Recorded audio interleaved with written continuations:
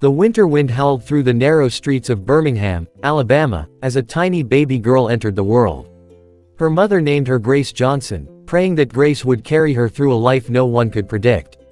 At just 18 months old, Grace was struck by a severe illness that damaged her spine forever. When the fever finally disappeared, so did her ability to walk. Doctors shook their heads and quietly told her parents the words no family ever wants to hear. She may never stand again. Those words echoed through their small home for years. As Grace grew older, she watched other children run across playgrounds while she sat alone in an old wheelchair with rusted wheels. Every laugh she heard reminded her of everything she could never do. Some children mocked her, some ignored her, others simply stared. Each look pierced her heart. Every morning her mother carried her to school because the old building had no ramps. Grace hated feeling like a burden. She often cried herself to sleep, wishing she could wake up as a normal little girl. But life had more pain waiting. When Grace was only 11 years old, her father died in a factory accident. Overnight, poverty swallowed the family. Her mother worked 2 jobs. Some nights there was only enough food for one person. Grace secretly pushed her own dinner toward her younger brother. "I'm not hungry," she would whisper. It was a lie every single time. At 13, she discovered books in the local library. They became her escape from loneliness. She read stories of brave people who survived impossible hardships. One sentence changed her life forever. "Your body may be limited, but your spirit never has to be." Grace copied those words onto a worn piece of paper and carried it everywhere. High school wasn't easier. The school bus refused to accommodate wheelchairs. Many classmates believed she didn't belong. Teachers underestimated her intelligence simply because she couldn't walk. Still, Grace studied late into every night. She refused to let the world define her future. Graduation day arrived. When her name was called, the audience remained silent until her exhausted mother slowly pushed her wheelchair across the stage. Then something beautiful happened. One person stood and applauded. Then another. Within seconds the entire auditorium was standing. For the first time in her life, Grace felt seen. She cried all the way home. College seemed impossible. The family had no savings. Medical bills consumed every dollar. Grace applied for scholarship after scholarship.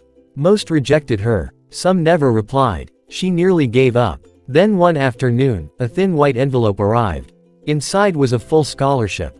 She hugged her mother so tightly they both collapsed into tears. College opened a new world, but it also revealed new cruelty. Accessible classrooms were rare. Broken elevators trapped her for hours. People spoke to whoever pushed her wheelchair instead of speaking directly to her. Invisible wounds often hurt more than physical ones. Despite everything, Grace graduated with honors in journalism. She dreamed of becoming a writer who could give hope to forgotten people. Finding work, however, proved almost impossible. Interview after interview ended the same way. "We'll call you." No one ever did. Months became years. Bills piled higher. Her wheelchair began falling apart. One rainy afternoon, while returning home, one wheel snapped completely. Grace fell face first onto the sidewalk. People walked around her. Cars splashed muddy water across her clothes. Nearly 20 minutes passed before an elderly stranger helped her back into the broken chair. That night she cried harder than ever before. She questioned everything. Maybe the world really had no place for someone like her. Maybe hope had been a mistake. But the next morning, she opened her notebook and began writing again. She wrote about loneliness. She wrote about disability. She wrote about invisible pain. She wrote because it was the only thing no one could take away. Years later, one of her essays was published in a national newspaper. Readers across America were moved to tears. Letters poured in. Veterans, single mothers, cancer survivors, people battling depression, children living with disabilities. Each one thanked her for reminding them they weren't alone. Suddenly publishers began calling. Her first book became a bestseller.